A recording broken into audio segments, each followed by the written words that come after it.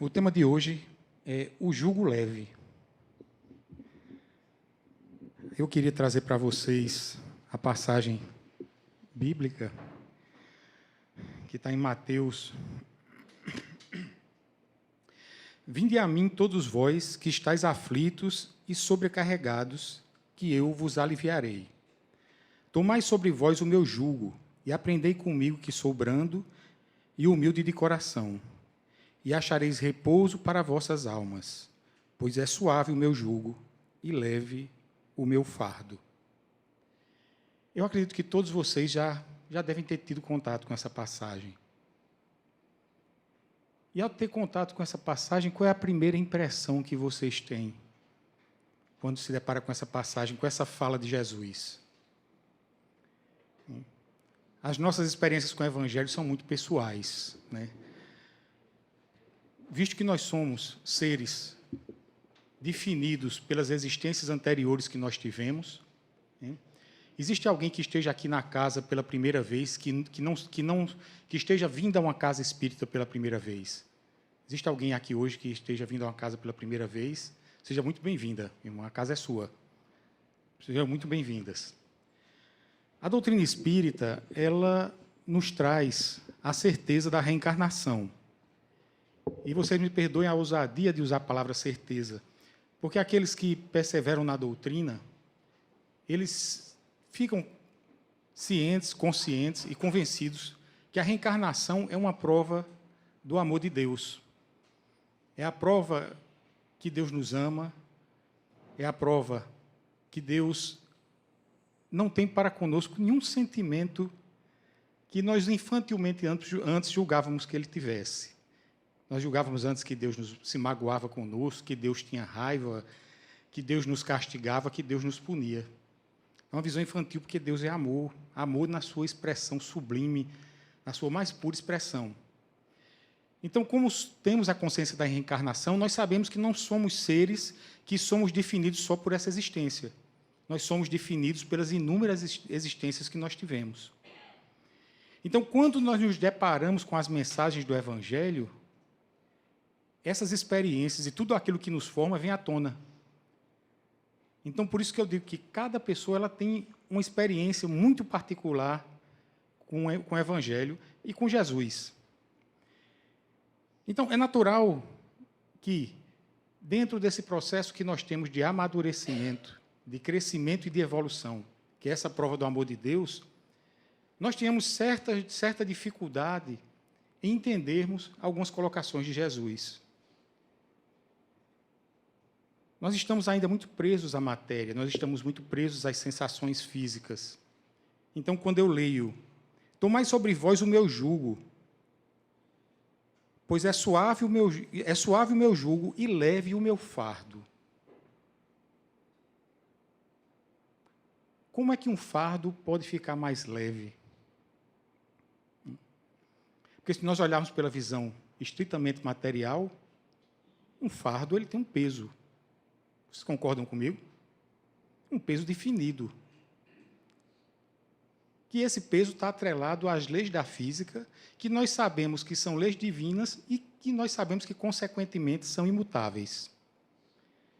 Então, à primeira vista, nós achamos que essa fala do Cristo é simbólica, é uma metáfora. Mas eu vou tentar, nessa noite em que a gente vai conversar, fazer com que nós possamos perceber que nada que o Cristo nos traz é simbólico. Jesus fez um enorme sacrifício para vir até nós trazer a sua mensagem. Nós sabemos, através de Emmanuel, em Caminho da Luz, que a preparação do Cristo para estar conosco aqui levou 1000 anos, em que ele precisou baixar o seu nível vibracional para que ele pudesse encarnar entre nós. Então, o Cristo ele não veio para cá nos trazer mensagens sensacionalistas.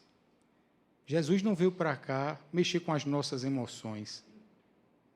Jesus veio nos trazer uma mensagem tão rica e tão perfeita que ela se mantém inalterada ao longo do tempo.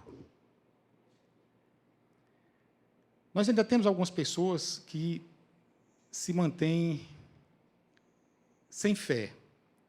Elas não acreditam na existência de Deus, elas são estritamente materialistas. Eu não as culpo por isso, porque quando você tenta levar essas pessoas uma mensagem puramente dogmática, onde você impede que essas pessoas possam refletir em cima da mensagem que elas recebem, isso leva elas a uma descrença. Porque existem coisas que são objetivas, claras e lógicas. O peso é uma delas. A física já nos provou isso. Então, se você chega para alguém que tem uma visão científica e tenta fazer com que aquela pessoa negue tudo o que ela conhece, tudo o que ela já experimentou, e que ela aceite algo pelo simples fato de que existe uma religião que afirma isso, e que vai de encontro a tudo aquilo que ela consegue comprovar, na minha opinião, é extremamente natural que ela rejeite isso. A lógica rejeita.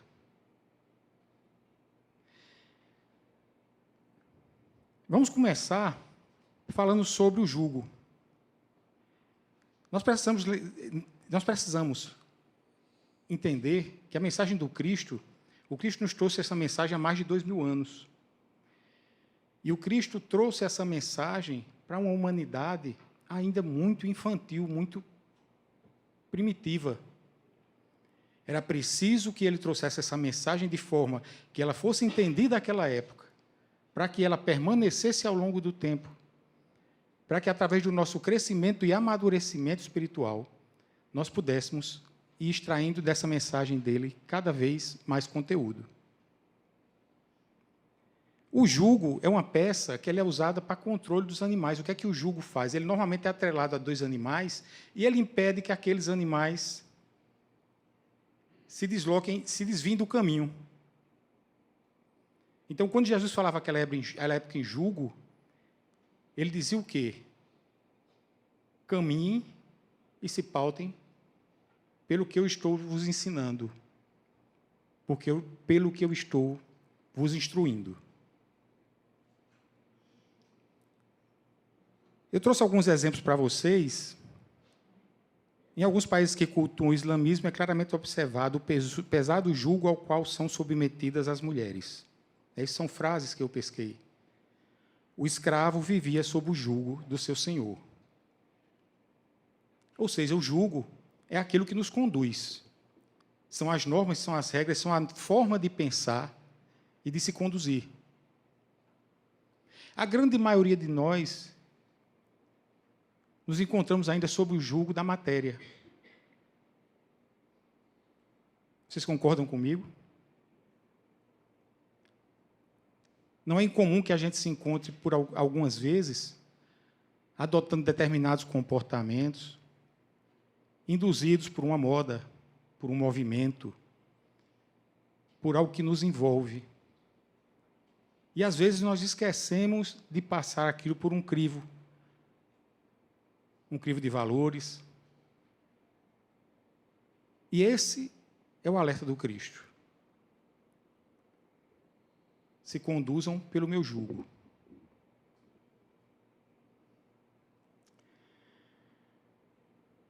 No capítulo 1 do Evangelho,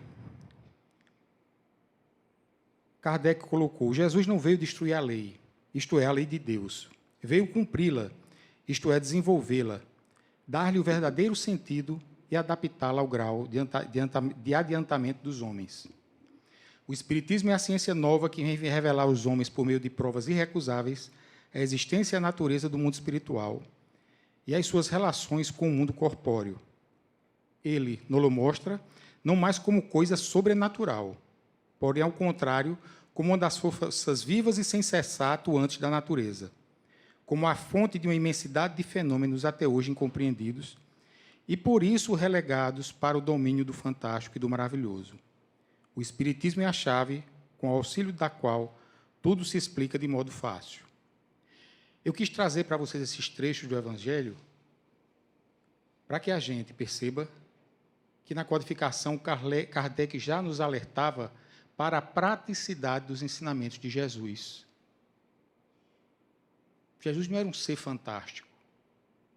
Jesus não era um ser dotado de poderes extraordinários.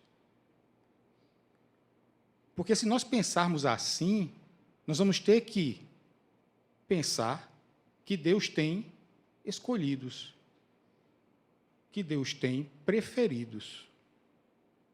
Eu acredito que aqui devem ter pais e mães. Se alguém chegar para um pai e para uma mãe e perguntar qual é seu filho preferido, você tem 3 filhos, escolha um que você não quer mais. Escolha seu filho que você quer que sofra mais do que os outros. Como é que vocês iriam responder isso? Eu não sei vocês, eu não conseguiria, eu tenho 3 filhos, eu não consigo nem imaginar ser colocado dessa forma. Eu já parei de assistir um filme com minha esposa, porque o filme começava assim, eu fiquei tão angustiado que eu não conseguia assistir mais.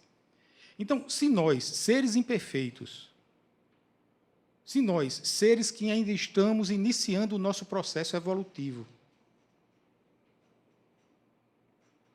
nós, seres que estamos ainda mais perto da matéria e do lado animal do que do lado espiritual, amamos os nossos filhos de uma forma igual, o que dizer de Deus, que é perfeito? Então, se eu coloco Jesus como um ser escolhido, preferido, então Deus é menos perfeito do que eu.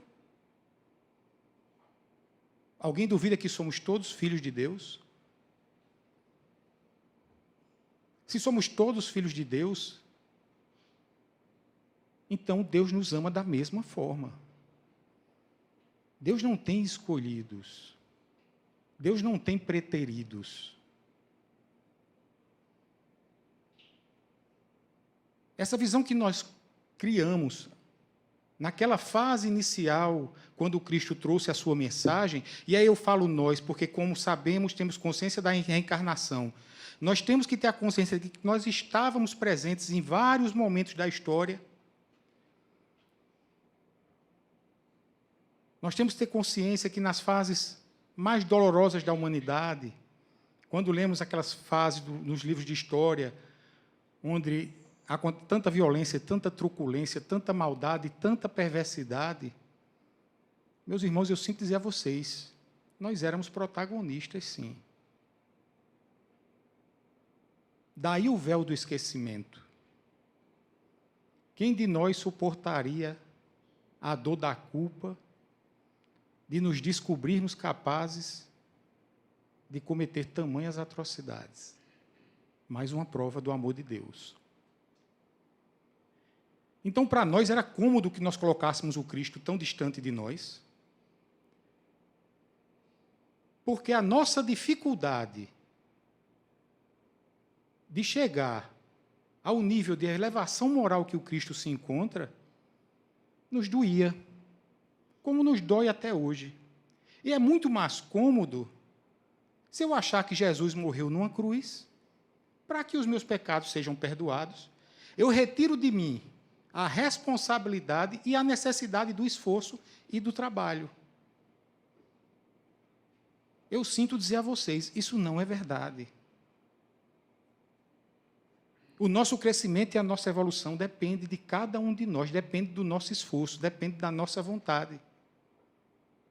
A caminhada é nossa.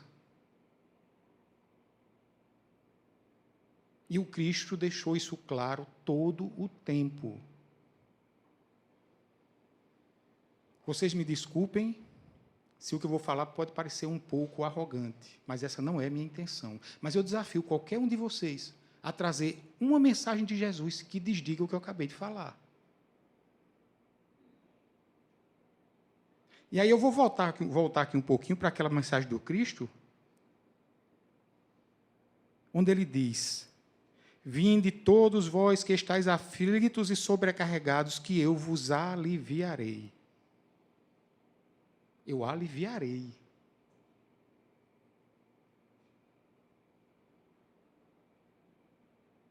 eu não cessarei as experiências que vocês estão enfrentando. Eu não deixarei que as dificuldades deixem de acontecer. Eu farei com que vocês consigam enfrentar essas dificuldades de uma forma melhor. E, para isso, eu os convido a se conduzir, a se pautar no meu jugo. E qual é o jugo de Jesus? Alguém pode me falar qual seria o jugo do Cristo?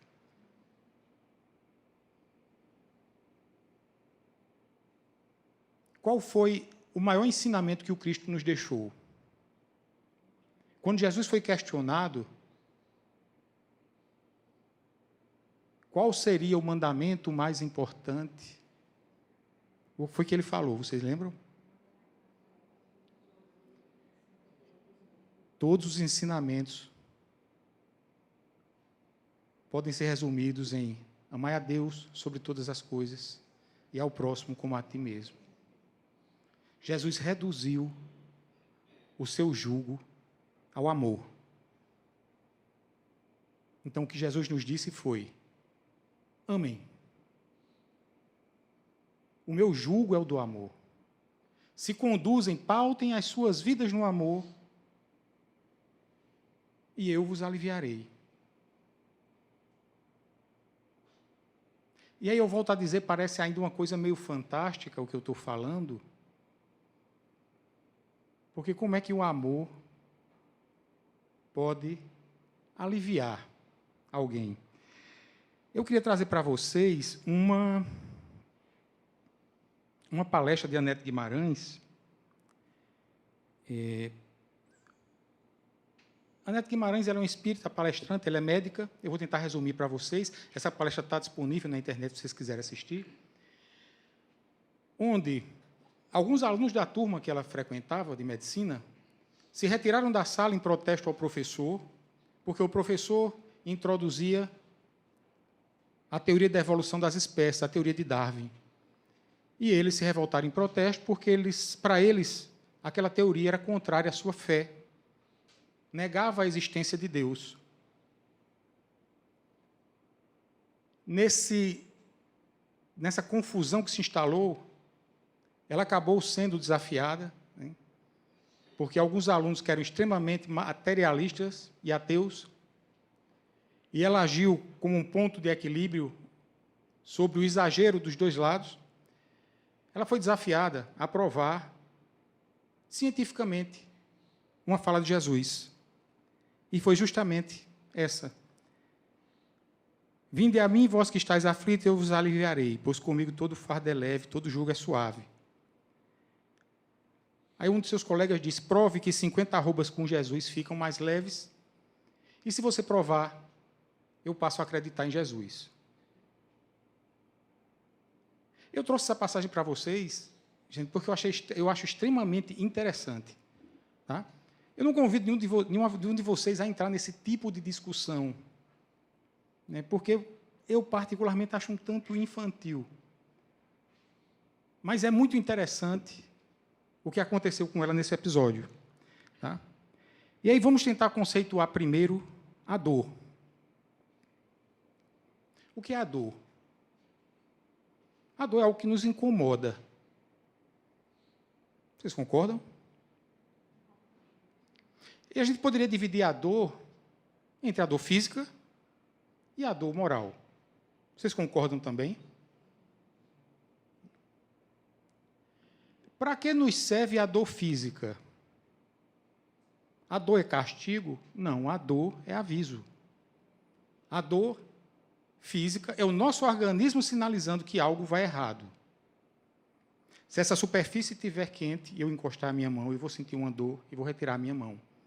Porque se eu não sentisse a dor, eu continuaria encostado nela até que provavelmente a minha mão não se visse mais, eu perdesse a minha mão. Isso se viria com qualquer coisa. Né? Quando a gente calça um sapato apertado e ele faz um calo, é o pé avisando que aquele calçado é inadequado. Se a gente persistir utilizando, a gente vai ferir o pé cada vez mais, cada vez mais. E a dor moral? Se a dor física ela é um aviso, a dor moral, vocês acham que ela também é um aviso? O que é a dor moral? Exatamente, a consciência nos informando que um ato está errado. Eu estava participando da evangelização esse final de semana e uma garotinha entrou e eu perguntei, como foi a semana de vocês? Aí foi boa, teve os problemas e tal. Ela disse, a minha não foi boa não, eu fui suspensa do colégio. Bati numa amiga e fui suspensa. Mas ela mereceu e ela começou procurando entrar por esse nível de discussão. E eu disse a ela, olha, o que você fez não foi certo. Foi certo? Eu disse, não, porque se fosse certo, você não estaria com isso na sua mente de forma tão destacada. Porque na hora que eu perguntei a você sobre uma semana da sua vida, a primeira coisa que lhe veio à mente foi aquele ato que você cometeu. Porque a sua consciência está lhe chamando a atenção de que aquele ato está errado. A dor moral é a nossa consciência que nos alerta para determinados comportamentos.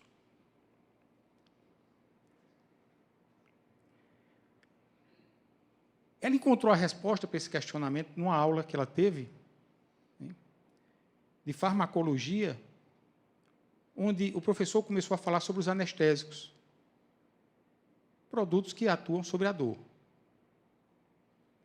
Mas antes de falar sobre isso, o professor falou sobre esse gate control. E ele disse que esse gate control funciona como uma torneira que regula a quantidade de dor,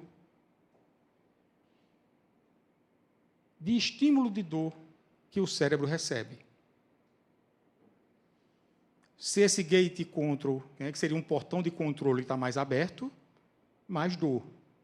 Se ele está mais fechado, menos dor. Isso é fácil a gente perceber, porque nós conhecemos pessoas que são mais resistentes à dor do que outras. Não é verdade? Nós conhecemos pessoas que elas enfrentam os problemas de uma forma muito mais forte. E aí, ele disse que esse gate control é controlado por esse sistema analgésico central, que produz encefalinas e endorfinas. Quanto mais encefalinas e endorfinas produzidas, mais fechado o portão, consequentemente, menos dor. E aí ela nos fala que o nosso cérebro, ela cita duas partes do nosso cérebro, o arquicórtex e o neocórtex. O arquicórtex, como o próprio nome diz, vem de arque, vem de antigo, arqueologia, e o neo de novo. Então, o que ela nos fala é que o arquicórtex, ele é o nosso lado primitivo do cérebro. É aquele que nos compara aos animais. Tudo aquilo que nós temos, que o animal tem, está localizado nessa parte do cérebro, no arquicórtex. A dor, os instintos. E o neocórtex é a parte racional do nosso cérebro desenvolvida com a nossa evolução. Lá estão os sentimentos, as habilidades intelectuais, a música, o teatro, a poesia, os sentimentos, o amor, a caridade, a benevolência, a empatia.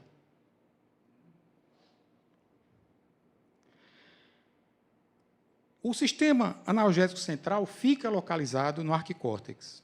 Lembre que esse é o sistema o sistema que é responsável pela produção de encefalinas e endorfinas, que controla o gate control. Só que ela diz que quanto mais atividade você tem no arquicórtex, menor a capacidade dele de produzir essas substâncias. Ou seja, quanto mais atividade primitiva no seu cérebro, menos substâncias que inibem a dor ele vai produzir e maior dor você vai sentir.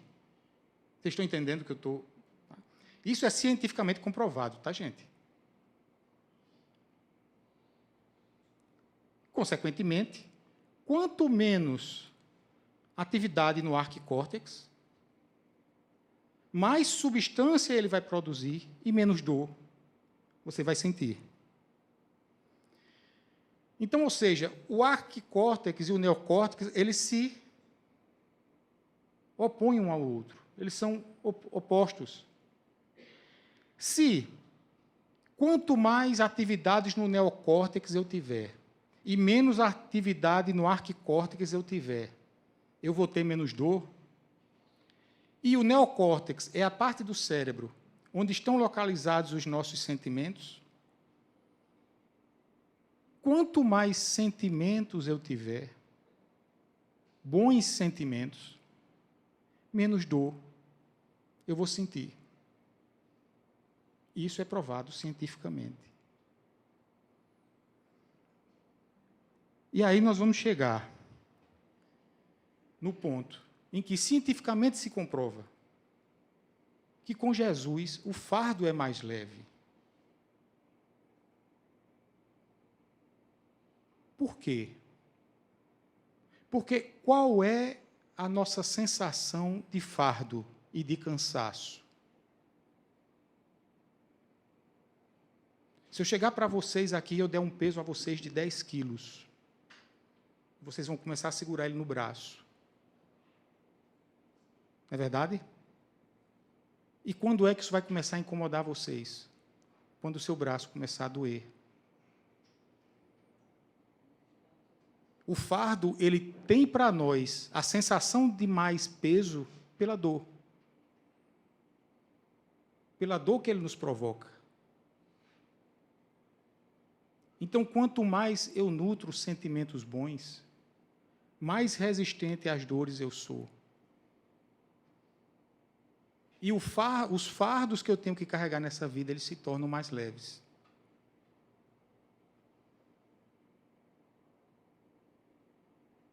Então, tudo que Jesus nos ensina é extremamente pragmático. Tudo que Jesus nos traz, ele tem aplicabilidade na nossa vida. E aí eu trouxe para vocês essa história de Anete Guimarães, que eu achei interessante, para que a gente comece a refletir a nossa vida, o nosso dia a dia, as nossas reações e os nossos sentimentos com relação ao jugo de Jesus. O que é que vocês acham que é mais fácil? Odiar ou perdoar?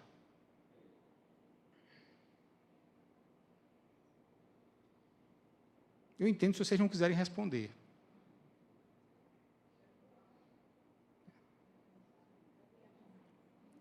Porque, para nós, perdoar não é fácil. Para muitas pessoas que você pergunta, perdoar é um ato de fraqueza. Eu perdoar algo que alguém me fez é um ato de fraqueza. Aí eu pergunto a vocês, e odiar? Vocês já pararam para pensar o que é você carregar dentro de você um sentimento de ódio e rancor contra alguém durante toda a sua vida?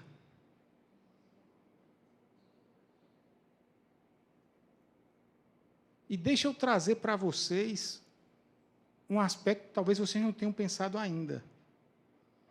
Para aqueles que estão na doutrina espírita há mais tempo, que conhecem os processos obsessivos, os processos obsessivos, eles são desencadeados pelo ódio. Então, esse sentimento de ódio, ele não acorrenta você apenas uma existência, ele acorrenta você durante muito tempo.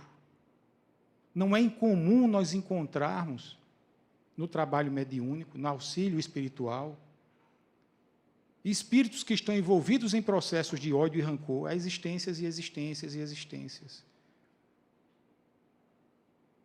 Então, você imagina o que é alguém que vem há incontáveis anos se atrelando a outra pessoa por um sentimento de ódio. Isso é tão doloroso e tão irracional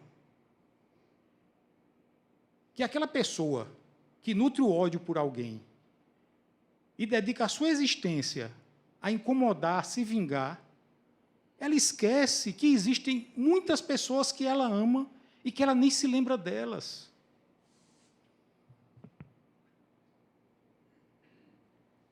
pessoas que têm pais, amigos, irmãos, pessoas que nutrem por ela amor e afeto sincero,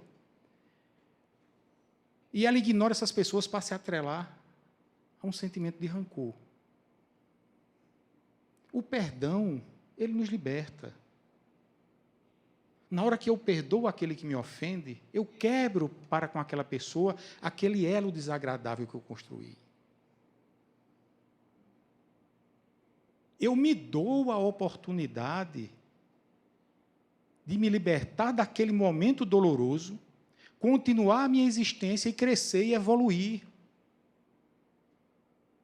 Fazendo uma analogia, é como se você estivesse numa escola e você fosse reprovado numa prova e ficasse parado nela. Você se recusasse a oportunidade de estudar e continuar evoluindo dentro do processo de aprendizado. Então, quando Jesus nos convida a guiarmos, a pautarmos a nossa vida pelo amor, pelo seu jugo, é porque o jugo dele é suave. Com ele o fardo fica leve. Tudo o que acontece na nossa vida, essa frase não é minha, mas nós nascemos no lugar que precisamos, na família que precisamos, com o corpo físico que precisamos, nas condições ideais que nós precisamos para evoluir. Sobre os mais variados aspectos. A gente teria que discutir muito se a gente for querer abordar isso, mas tenho certeza que é assim. Então, aquele episódio que lhe acontece, aquele episódio que lhe machuca, que lhe magoa, ele não acontece por acaso. Ele acontece para você como uma oportunidade de crescimento. Então, é preciso que você supere aquele episódio para que você continue a sua caminhada. Então, é preciso que nós traçamos para a nossa vida uma caminhada de acordo com o jugo do Cristo. É preciso trazer para nossas relações, para os nossos sentimentos, o amor. E eu não estou aqui falando para vocês, pelo amor de Deus, que eu estou nesse nível, gente. Eu tenho extrema dificuldade. Extrema dificuldade. Eu estou trazendo para vocês e para mim a mensagem de Jesus. Porque eu tenho certeza de que eu preciso desenvolver isso.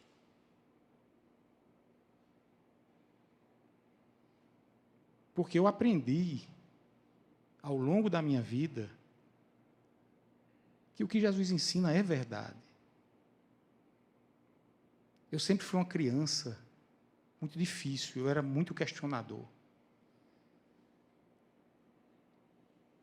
Eu precisava de uma doutrina que me convencesse. Eu nunca aceitei nada que me foi imposto. Nunca. Existe um episódio na minha vida que eu gravo até hoje. Eu era criança, estava no ônibus com minha mãe para a escola, fazia 4ª série primária, e a gente se encontrou com minha esposa de moral e cívica, educação moral e cívica, né? Para aí vocês já veem que eu não sou muito novinho. E minha mãe perguntou como eu era como aluno. Ela disse, ele é um aluno comportado. Realmente, eu nunca fui um aluno de dar trabalho, nunca fui de briga, de confusão, não. Mas ela disse, mas sempre é difícil convencer ele. Ele sempre quer ter a última palavra. Ele sempre quer ter o último argumento. E aquilo me chocou tanto que me marca até hoje. Essa passagem, eu não esqueço dela. E essa doutrina que a gente abraça é uma doutrina maravilhosa que ela nos permite contextualizar e trazer para a nossa vida tudo o que Jesus ensinou, sem criarmos em torno disso o misticismo. Sem criarmos em torno de Jesus uma áurea de sensacionalismo que afaste ele de nós. Porque Jesus está ao nosso lado o tempo todo. Os ensinamentos do Cristo são um roteiro de vida. Se nós pegarmos tudo que Jesus fez, que aos nossos olhos é fantástico, Pedro caminhando sobre as águas, na hora que ele começa a afundar, Jesus não disse, eu parei de ajudar ele, ele disse, homem de pouca fé. Quem estava caminhando sobre as águas era Pedro, a responsabilidade dele não era de Jesus.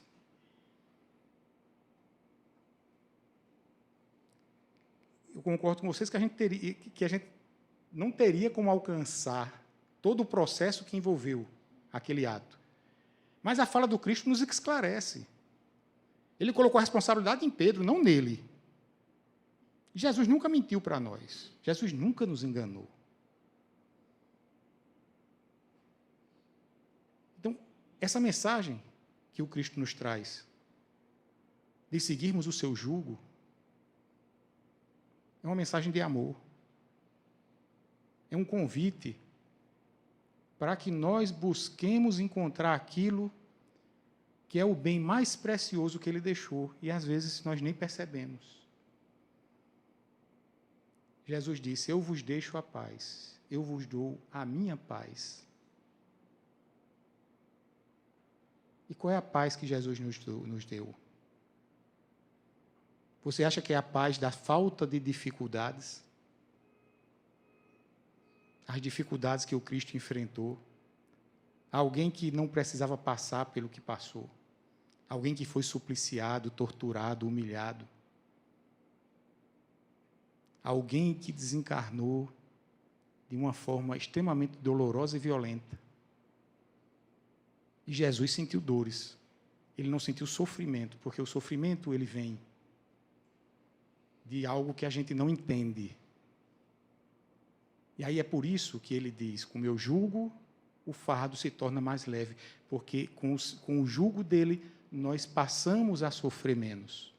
Nós passamos a entender os processos que nós estamos enfrentando.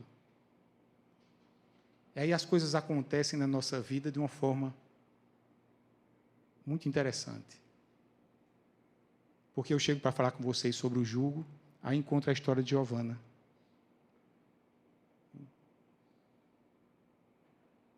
Vocês acham que o fardo dela é leve?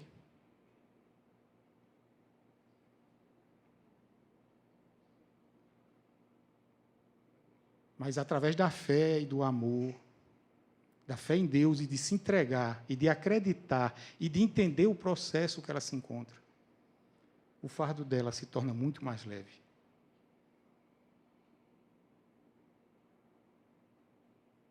Quem de nós a censuraria se ela tivesse entregada à depressão, à tristeza, às lamentações?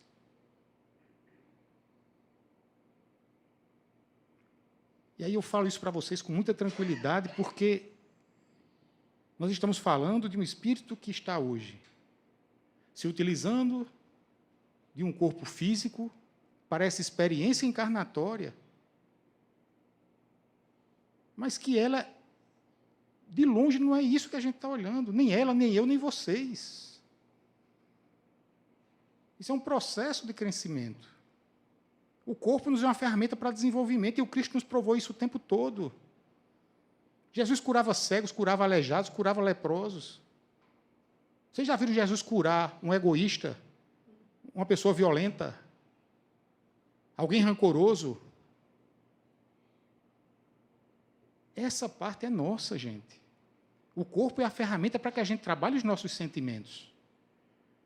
A experiência encarnatória é onde eu vou trabalhar o meu egoísmo, o meu instinto de violência, a minha agressividade. O corpo físico é passageiro. Eu hoje sou Cassiano, sabe-se lá quem eu já fui. E graças a Deus eu não sei, não lembro. Vou lembrar, mas só quando chegar o momento. Então, meus irmãos, que Jesus nos abençoe, que o Cristo nos ilumine, para que a gente possa, com fé, com esperança, com persistência, colocar o jugo de Jesus nas nossas vidas, procurar nos conduzir através dos seus ensinamentos e procurarmos sair dessa experiência encarnatória bem melhores, bem mais amadurecidos espiritualmente e moralmente do que nós entramos. E nós vamos conseguir isso através do Evangelho do Cristo. Que assim seja.